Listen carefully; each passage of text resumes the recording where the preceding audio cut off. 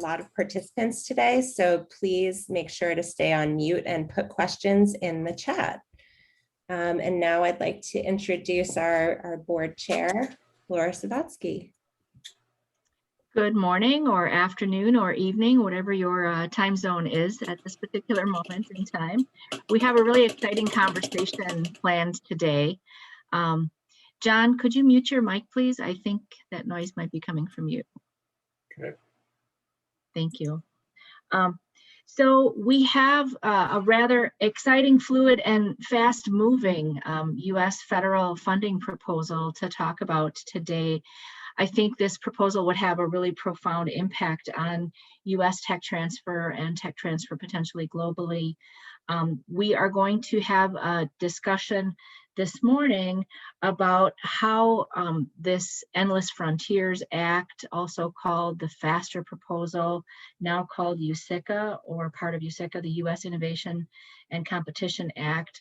We're going to go over some of these names, what has transpired, how this idea first came to light and first came to be. Then we're going to have an overview of the current status of the legislation, some of the twists and turns along the way, and what is currently in the proposal. And then we'll wrap up with about 20 minutes for discussion with this group at the very end. And so we ask that you please put your questions into chat so that we know what the questions are and we can call on you and take them one at a time. So with that, I'd like to introduce Mark Saddam and Ian McClure, who are going to talk to us a little bit about the birth of this idea and the conception of this and what an exciting time this is for tech transfer. Thanks, Laura. So Ian is on vacation, so I'm gonna lead the discussion a little bit, but Ian, jump in. So let's wind back about 2 years when pre-COVID, in nice times, when we were trying to think about the tech transfer profession writ large and what would be useful. And I think we all know that the work that we do is sometimes jokingly called the great unfunded mandate. So Bayh-Dole enables the work, but doesn't pay for it. And that universities have picked up the baton, and public sector research has picked up the baton, funded our own offices and been productive, but it's actually fairly unusual globally to have the government not directly contribute to that work. So a few of us, Steve and Laura, Ian McClure, Kelly Sexton, and I started kicking around an idea that we called FASTER. And I'm just going to share this very quickly, if I can pull this up on my screen. Make sure I get the right thing. Nope. And FASTER was, I know it's not up yet. Let's see, I think, nope. I am having trouble finding it, so I'm just going to talk through it rather than try to figure out where it is. FASTER was this idea that we could perhaps propose to fund technology transfer directly. And the concept was that we would suggested a tiered structure where, based on the size of the office, you would be eligible to receive upwards of a little over $1 million to do this particular work. So we had shopped that around, talked to the other associations about it, and actually got a little bit of traction when what is now USICA, formerly Endless Frontier, came up. We had pitched this concept to different folks in the government and really just reinforced the fact that technology transfer was unfunded. And I may not be a surprise to you, but most people in government have no idea. If they know what tech transfer is, they have no idea that the government does not provide any funding for it.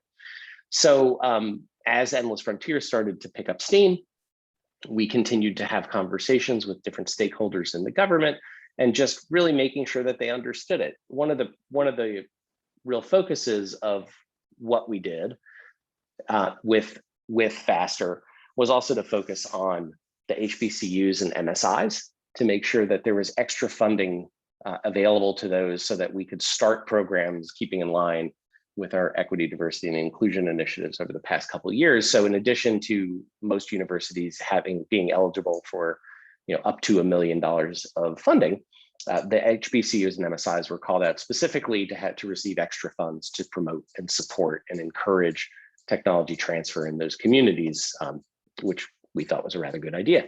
So the good news is that right now there is some, I don't want to call it a shadow, I would call it a piece of that language is actually in the legislation as it's currently written. So there is a section that's 2109, Steve, is that right? There's a section in the bill that calls out the ability to support technology transfer directly.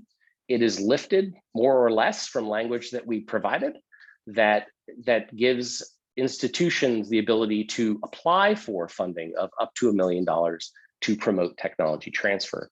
And the limitations on that funding or proposed funding, since the bill hasn't passed yet, are really, you can use it for almost anything except the creation of a venture fund.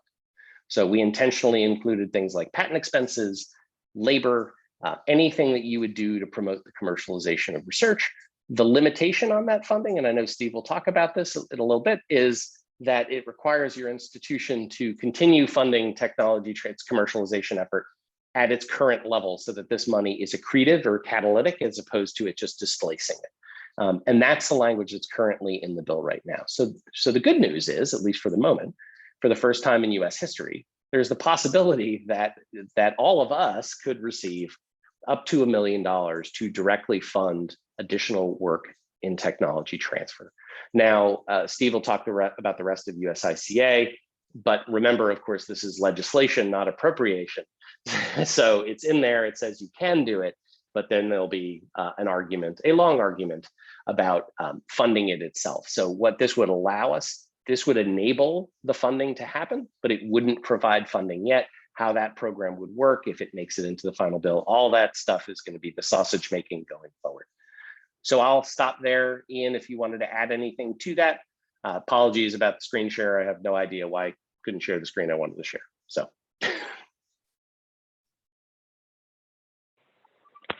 Mark, this is Ian. I just wanted to jump in and say that was a great laying of the land for us. I know Steve is going to get into more details in USICA, but just quickly, it's an exciting proposition that's out there before us. Obviously, still hasn't passed. Some of the some of the concerns that we I think will be good to talk about here is related to, does this lay new obligations on tech transfer offices for reporting, new accountability, taking the government's money and now having to tell them what we do with it, those kind of things. And I think those are all very good concerns and ones that we can talk through. But one of the most exciting aspects about this is that it purports to sort of build a new foundation for technology transfer. And that is not just sort of laying on top of those institutions that already have resources, but allowing resources for those institutions that currently are underfunded in their tech transfer resources and infrastructure. And so it's broadening the overall capacity of the U.S. technology transfer ecosystem, which is exciting for me, coming from a place like University of Kentucky in the middle of the country. There's less such resources in IDEA and EPSCoR states, for example, for these kinds of things. And this purports to provide a lot more of those resources for those institutions as well. The other piece of context, and I know Steve is going to get into this, is that this bill is not, it's obviously not just for tech transfer, right? This started with the Endless Frontiers Act, which is all about innovation infrastructure investment for U.S. innovation competitiveness. And the exciting part here is that currently, because it's in the bill, it's recognized that you can't invest in research and innovation like we have been for years without a parallel investment in technology transfer. And that's exciting because we're seeing the congressional representatives and the sponsors of this bill recognize that. And now in section 2109, we see that showing up in language, which is great. So I'll stop there and see if there's other follow-on comments.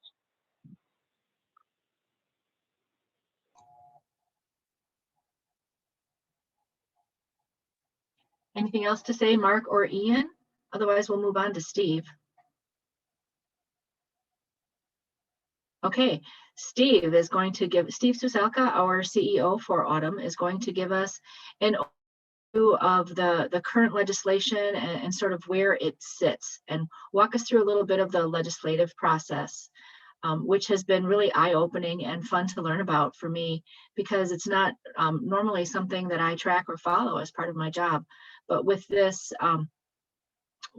being such a transformative piece of legislation for tech transfer, I think it's important that we all have a basic understanding of the process, because there will be in the future, we expect, some way for us all to get involved in the process and help it along and help it pass and get through, so that we can see a change for the better for us all. Steve. Great. Thanks, Laura. Hopefully everybody can see my screen right now. What I wanted to do was I wanted to walk you through the origin of the Endless Frontier Act that we're discussing, how it was incorporated into a larger bill, what that larger bill says, and its current status. So I'm going to run through a couple of slides. These slides will be available to you. We can distribute these after the fact to you, so don't feel like you have to write everything down. But I did want to walk you through the process right now. So as we talked about, the whole purpose behind this, and I do again want to acknowledge the hard work of Mark, Ian, Kelly Sexton, and Laura in getting this concept out to legislators so it can actually be incorporated. This is actually, it is not a misstatement to say that this has potentially the ability to be the most positively impactful legislation that we've had in our profession since the Bayh-Dole Act, should this go through and be funded. So let me walk you through it again. So as we talked about, this Endless Frontier Act came out relatively recently. So, you know, up there you can see it was actually April of this year. So less than a month and a half ago, this came out. This is bipartisan legislation that is supported by both Senator Young in Indiana and Senator Schumer in New York. And again, as you could read it, the idea here is to solidify our leadership in technology innovation. So that was the goal of this. It really was designed around funding the NSF, the National Science Foundation. And in particular, this particular bill was focused on creating a brand new directorate within the NSF called the Technology and Innovation Directorate. This bill is huge. And again, this is the Endless Frontier Act. You're going to hear how this modifies over time, but I just want to kind of walk you through the history. And the purpose of this was to actually authorize over $100 billion over a 5-year period. Now, important to mention that this is what's called an authorization bill that gives Congress that allows Congress to give others the authorization to spend up to, in this case, $100 billion. However, it does not appropriate the bill. So it says you can spend up to $100 billion. However, you don't have $100 billion yet to spend. That's an appropriations bill. So I did want to point this out. So this is an authorization type of bill.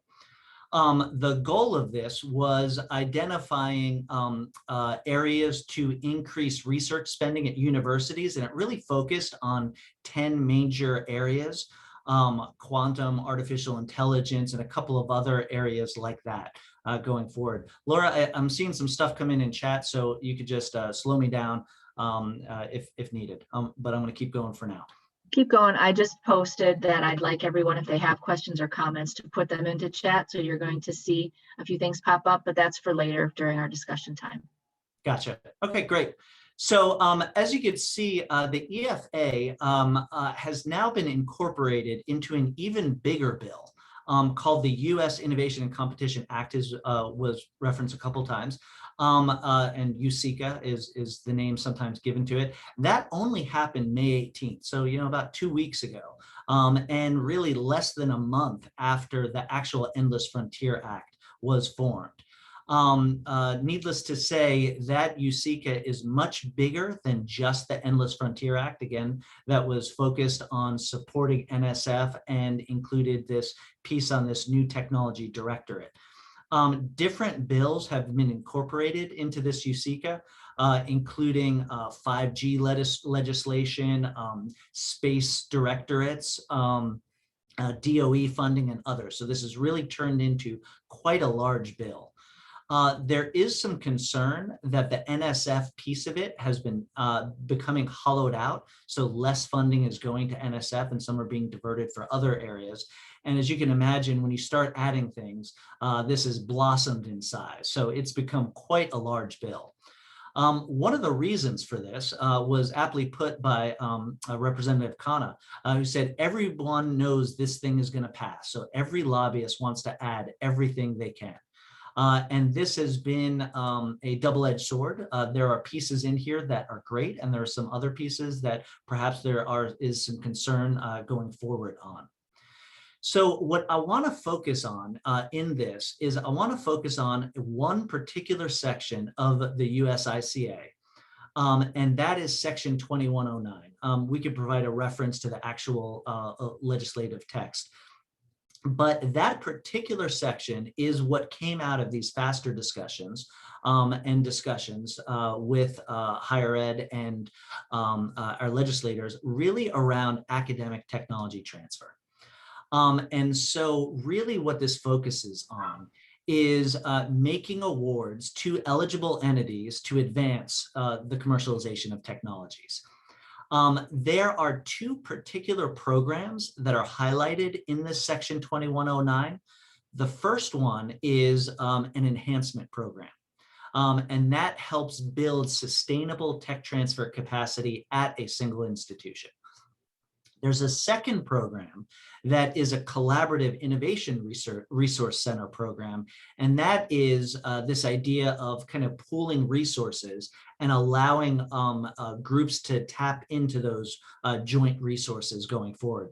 Both of these are really, smack dab in the middle of what we are trying to do anyway. So very supportive of each of these. What I want to do is I want to just take a couple of minutes and walk through what each of these programs will do, and then I want to walk through kind of next steps. So if we turn first to the Academic Tech Transfer Enhancement Program, again, that's to support a sustainable tech transfer capacity. This is, again, a proposal-based program where those funds can be used for a number of different items. Mark highlighted a couple of them. There are a lot of pieces in here, but I'm just going to highlight a handful. So one is training to our researchers on technology transfer, very important in our ecosystem.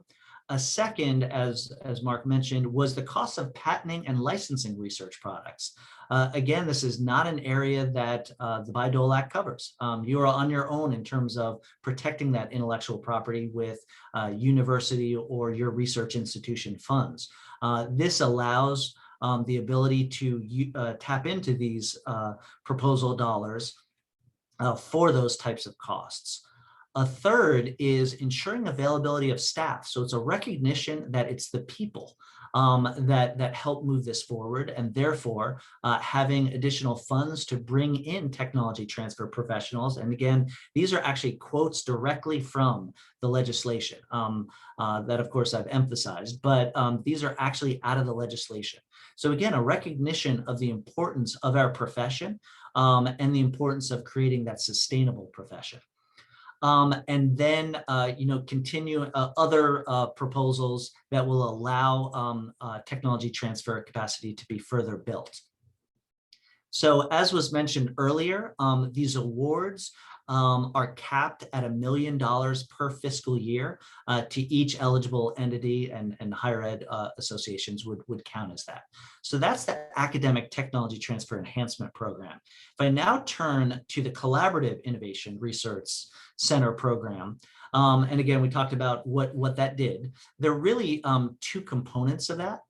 And so those funds can either be used to provide access to facilities, infrastructure, personnel, and assets required for advancing technology. Again, exactly what we do, and in many cases we're already doing, but I know there are other circumstances where we want to do this, just don't have the funds. This allows for that. And then there's supporting entrepreneurial training for those startup or small business personnel.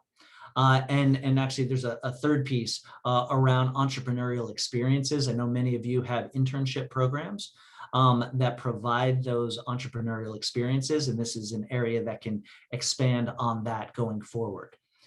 Now, in addition to that, that's the crux of Section 2109. But there are three, well, there are a number of others, but three others I'm going to highlight, sections or parts of Section 2109. The first is a requirement that the director, and this is the director of that new Technology and Innovation Directorate, will be creating metrics related to commercialization for an award under this section. This is something that is a challenge. And we've talked about, how do we measure impact of successful tech transfer? It's not just dollars. And in many cases, it's not dollars at all. And so being able to have the proper metrics is going to be important, and it's going to require continued conversation. A second part that's really important is ensuring regional and geographic diversity. Don't want money only in certain areas of the country. It needs to be appropriate across the entire nation.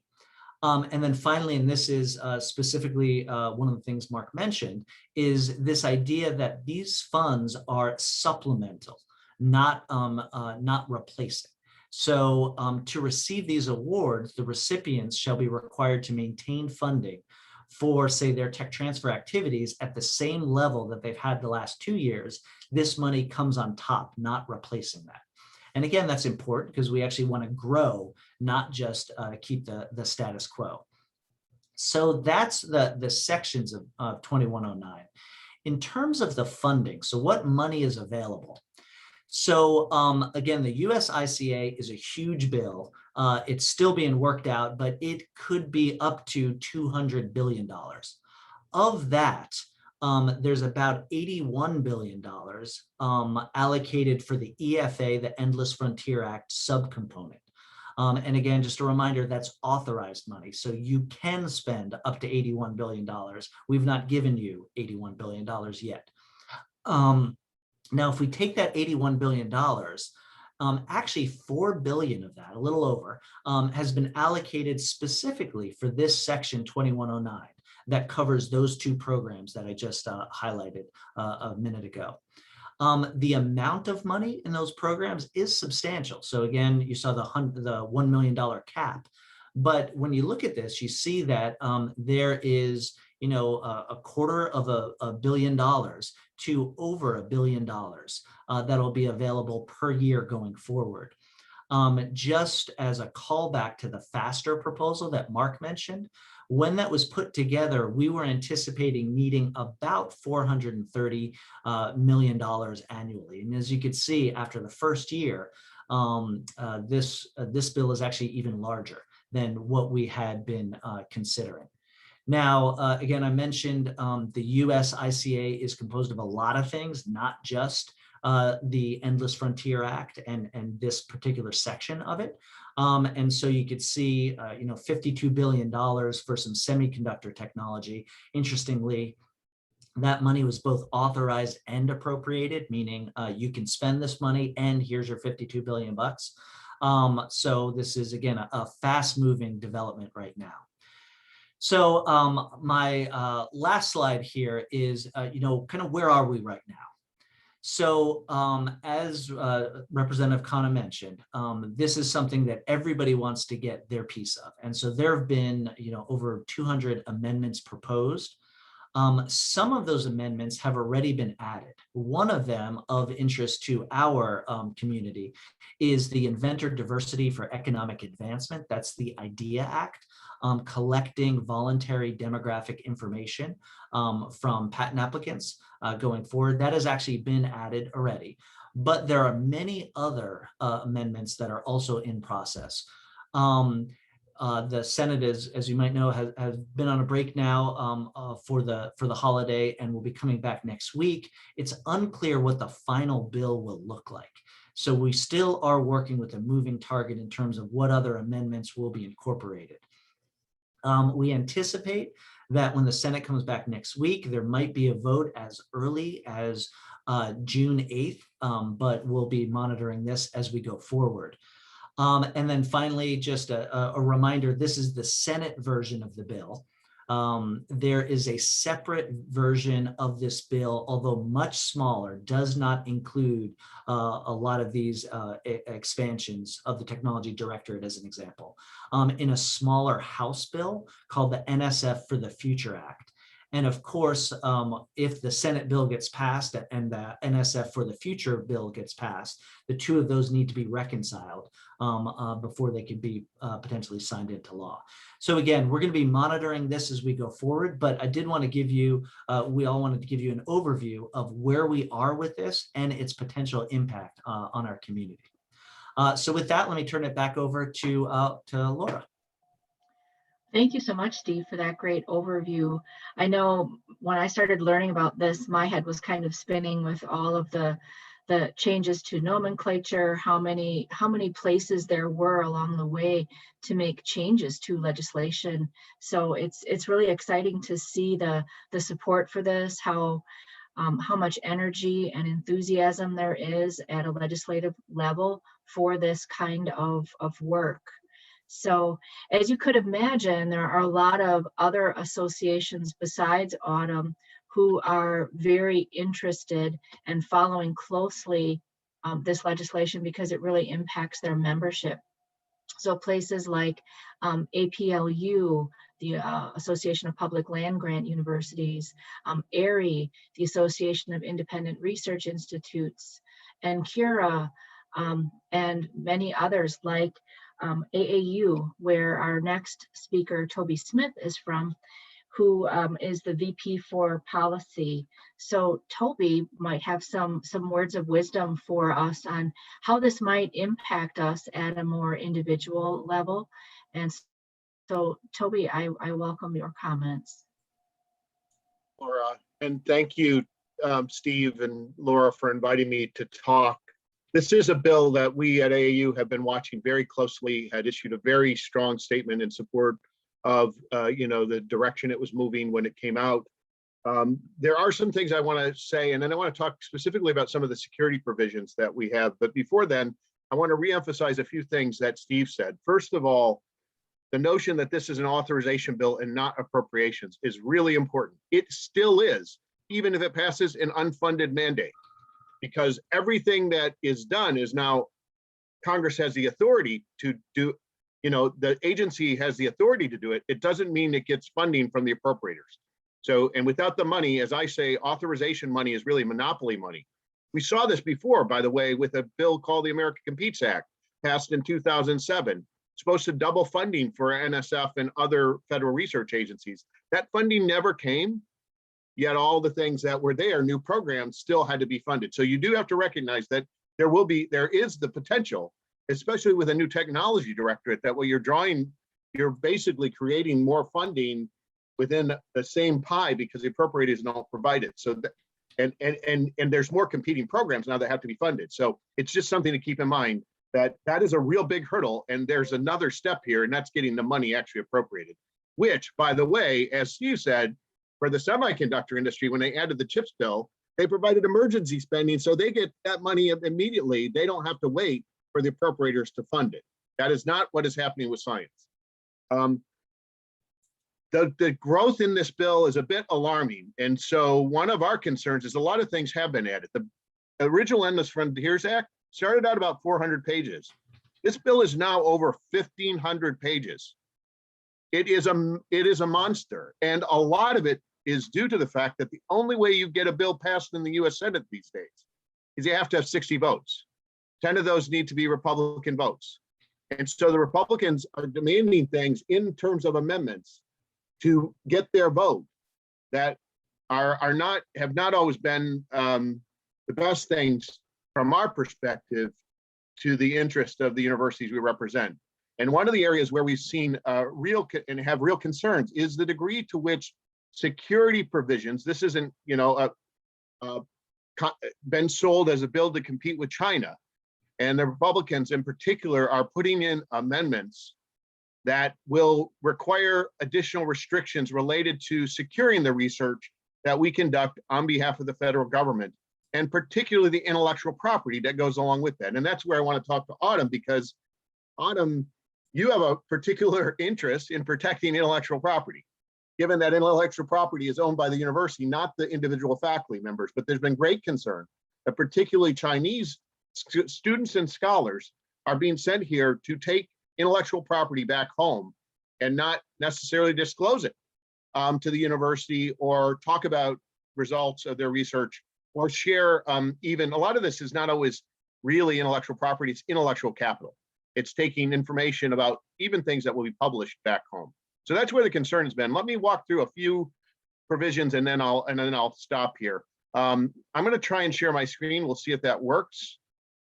Can you see it there? Good. What I want to do, we have a chart and I've shared this with Steve so he can share it with this group. I just want to highlight some of the provisions that have been added relating to security that are in the bill. The first section 20, so I've highlighted these in yellow, the ones I want to cover. Section 2303 would prohibit any participation of a faculty member or a student in a foreign talent program that's receiving funds under this act. A foreign talent program from China, I should say China, Russia, Iran, North Korea.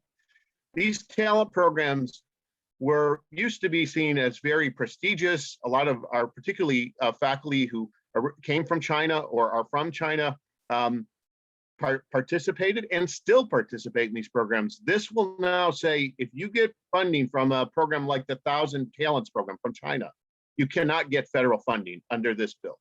From actually any federal funding is the way this is worded.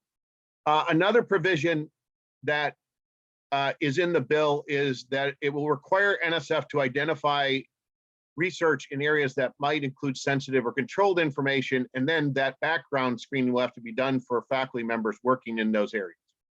That's section 2308.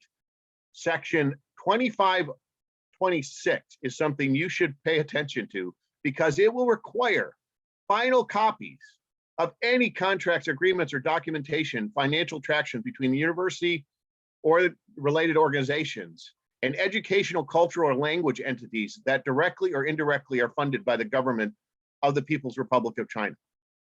That could be an agreement between your history department working with a history department at a Chinese institution. And that now has to go, and this is in the bill, has to go to the NSF director in the final form, everything. So this is a real problem. We do have great concerns about this being in the bill. And we don't know what the NSF director would do, even if they have all this information. Another big one is that it would require section 3138 would require a new CFIUS review for grants, gifts, and contracts from foreign countries anywhere. And so this is a big issue. If you know CFIUS review, it was set up, it's the U.S. Committee on Foreign Investments. And they review foreign investments. It was really set up to make sure that if a foreign company was going to take over a U.S. company and take a controlling share of the interest in that company, that we wouldn't lose intellectual property in that process.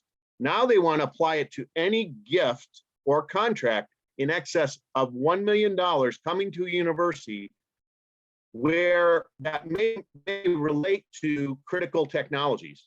And so that there's some real question about what could or might relate to critical technologies and how you define this and when this would actually be applied. And it could slow down grants. The example we've used is to imagine that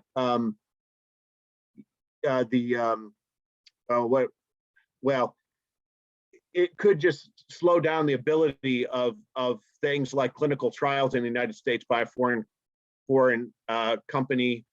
We were talking specifically about if a foreign company wanted to test COVID-19 and do clinical trials with the university, it would probably have to go through CFIUS review.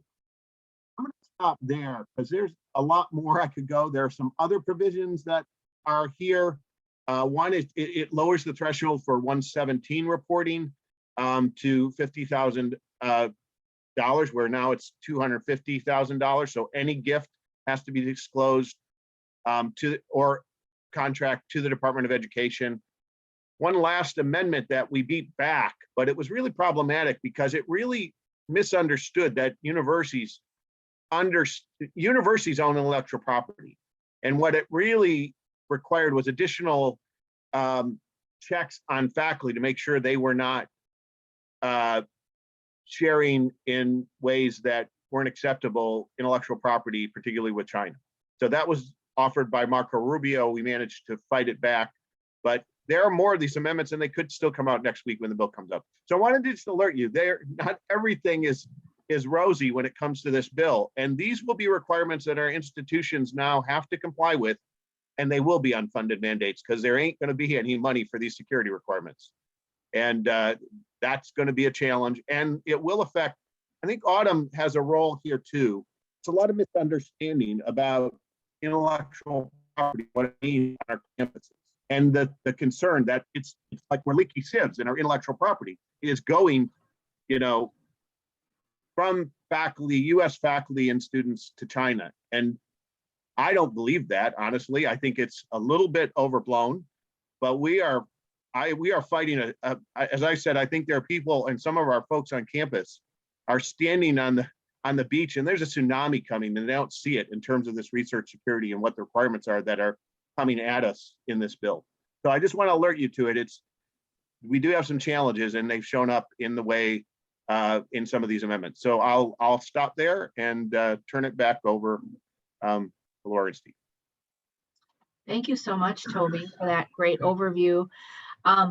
As you all can see, there's been a lot of movement. There will continue to be a lot of movement on this legislation until something definitively passes and then goes to appropriations.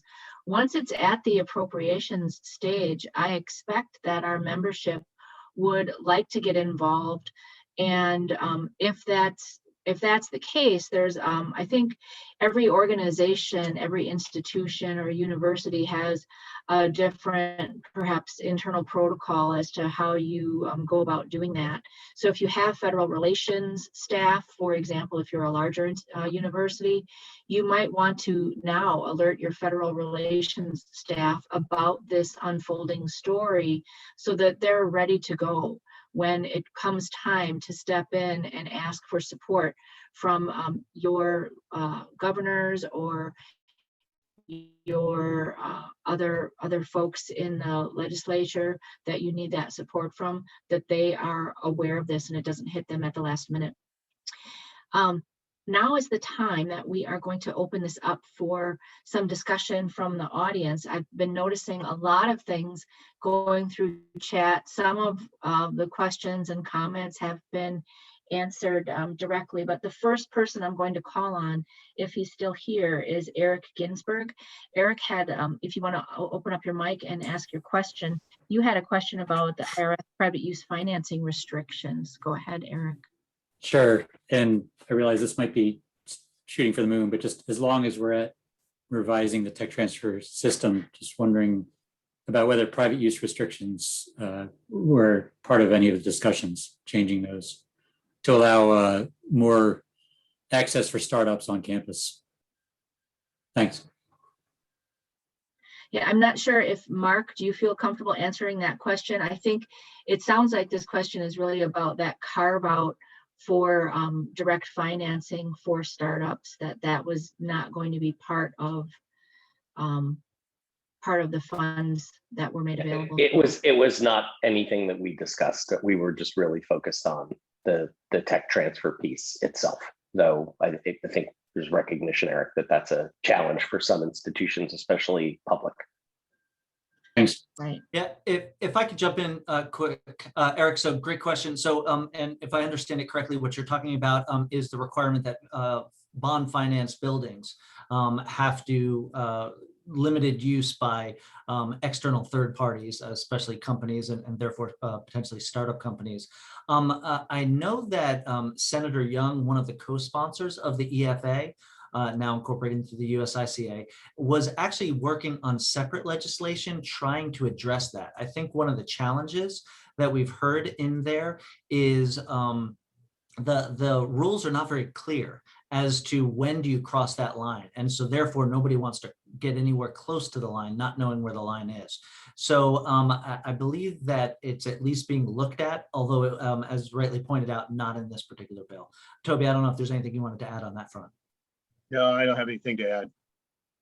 Thank you.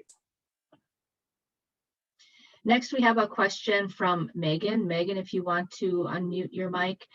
She was asking about the impacts to the buy-dole obligations or rights. One of the things that I was seeing in the legislation that was a little bit alarming to me was how broadly they were looking at some requirements or restrictions or control requirements. And it wasn't linked to accepting this funding. It was linked back to accepting any federal funding. So I don't know if, Megan, if you want to unmute, if you want to restate your question, and then we can have a little discussion around that. Yeah, thank you, Laura. And I think you're getting to the crux of the question, which is when it comes to what this act is proposing for concerns around ownership and exemptions and waivers, the universities have enjoyed the opportunity to waive our rights back to the federal government, but we have traditionally, since the Bayh-Dole Act, had the first right.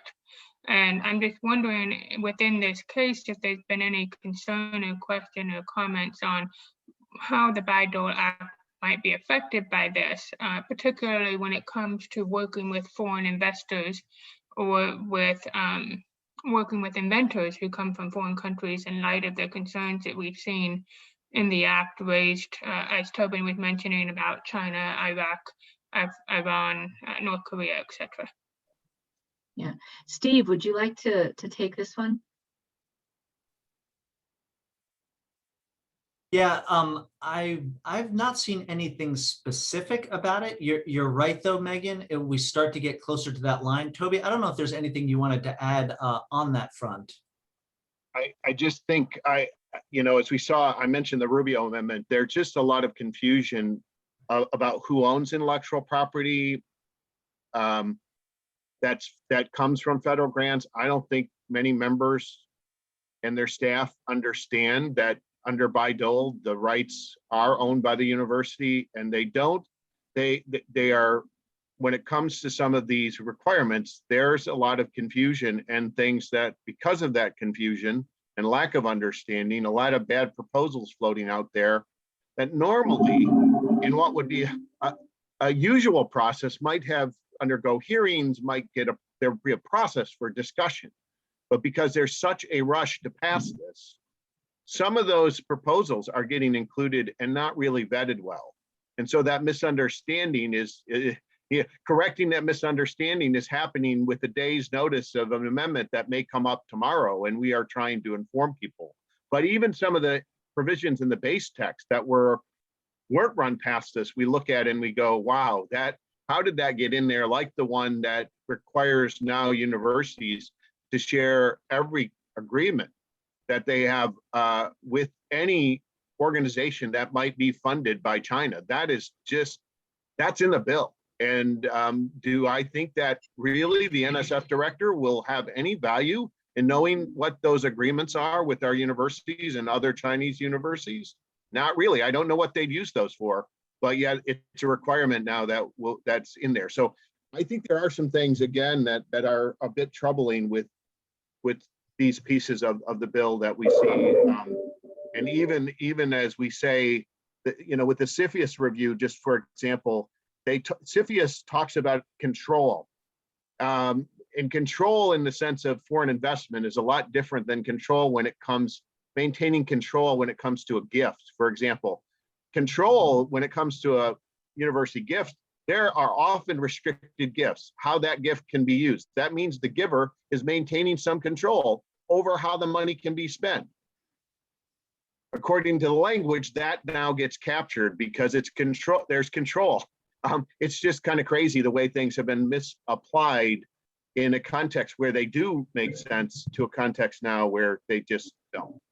So I would agree that there are some pieces of this that are a bit troubling in terms of the understanding of these issues that could come back to bite us later. Thanks, Tori. Thanks. So our next question is from Robert Drummett, who, if you want to unmute your mic, you're asking about this sounding promising, but wondering how far these funds are going to go amongst all of the institutions that would be competing for pieces of it.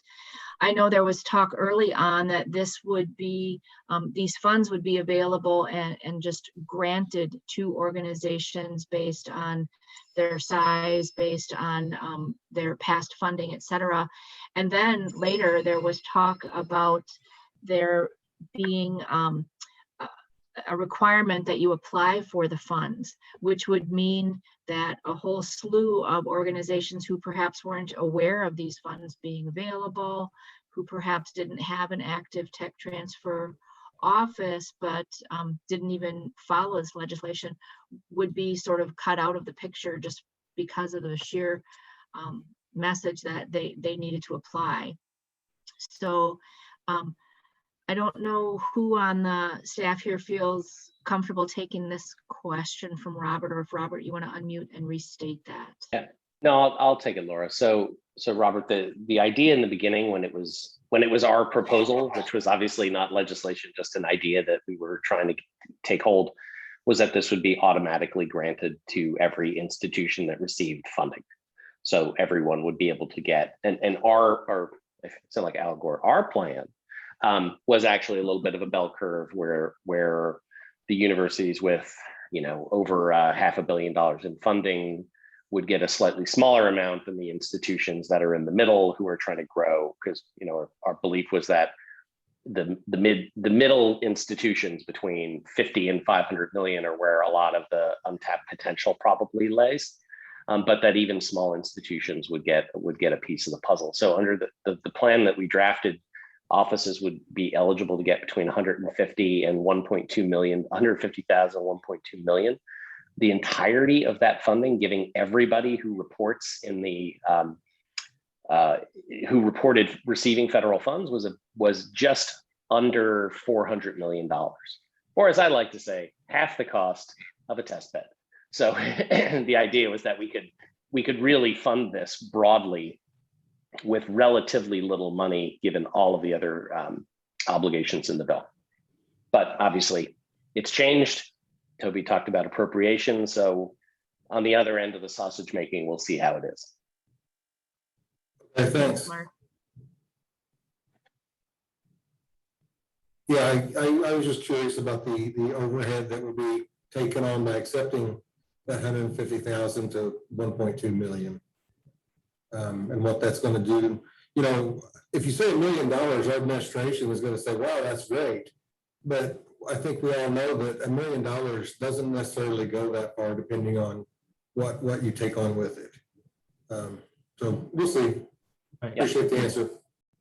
Yeah, and Robert, just as another component of that, as I mentioned, there's this metrics reporting feature. And so again, not totally spelled out. I believe I put the legislation text in or the link in the chat box. But there is a metrics piece. What exactly that looks like is unclear. And as everybody on this call knows, Autumn has a licensing survey, but that's a voluntary survey. Likely accepting funding would then require metrics to be reported to the government, and that would likely not be voluntary. Although again, until we actually see the final language and then the regulations that actually implement that legislation, hard to know exactly. But right. I mean, if we look at by door reporting, for example, that can be a little bit onerous at times. Depending on the volume they have, and also depending on which agency you're reporting to. God help us that we get iEdison revised and up and running in a better format soon too. Right, and that is one of the sort of ongoing concerns with the legislation as it rolls out, is how much will we be asked to do for this particular money, and it's unfolding. Okay. So next question, I wanted to call on Jana. Jana, if you could unmute your mic. You had a great question here about section 38. Yes, hi, thank you. So Toby had talked about that section 3138, and by the way, in the chat, there are a variety of people that have made some comments.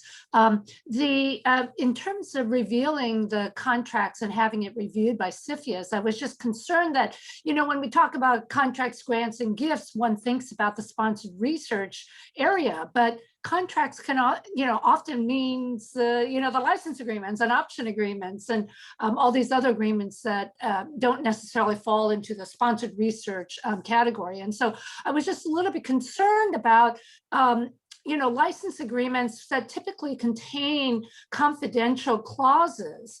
And so, you know, for example, as a public university at the university, you know, I'm at the University of California, you know, if for some reason there was a public records request, even if we had to share a portion of the license agreement, we would be redacting the confidential clauses. But it wasn't clear whether or not, number one, in section 3138, contracts would include license agreements, and it looks like Toby has responded that yes, he does think it includes license agreements. But I guess the second question there is, would we be able to redact what are confidential clauses before providing it to CFIUS? Because once it gets into the federal government's hands, it's not clear to me whether or not it's you know, whether or not it can be called under FOIA, et cetera. And That's a really good point. Yeah, I can respond partially, but not wholly. And I guess one thing to ask the question is what ability does a foreign investor, what ability is there under the current CFIUS review process to redact information regarding a foreign investment in a U.S. Company or the like? And that's probably for CFIUS lawyers to answer, not me. But it's very unclear as to how broad it will be, what it would cover, and that would probably come in a rulemaking process that came if this were enacted. But the CFIUS provision has been a great example of some of the complexity and I guess how this bill has evolved to allow different committees to have a piece of it, and that there are disputes because counter to the CFIUS, so the CFIUS provision was including something called the Strategic Competition Act, created, basically Senator Schumer allowed other committees to have to add to this bill their pieces to help us compete with China. And so the Senate Foreign Relations Committee and Senator Risch from Idaho wanted this provision in. Well, it turns out that CFIUS is actually overseen by the Banking Committee. They oversee the Treasury Department, which oversees the CFIUS review process. They don't like this provision at all. They don't think this is what CFIUS was intended for. And so they put a counter provision elsewhere in the bill, and you'll see it in the summary if I had it up. There's another provision that strikes the provision that the Senate Foreign Relations Committee put in. And there have since been back and forth amendments offered first by Senator Risch to reduce this, only apply to CFIUS review for now Chinese gifts and contracts from, gifts from China. And then there's a counter provision to strike that from Senator Sherrod Brown, the chair of the Banking Committee, and it goes on.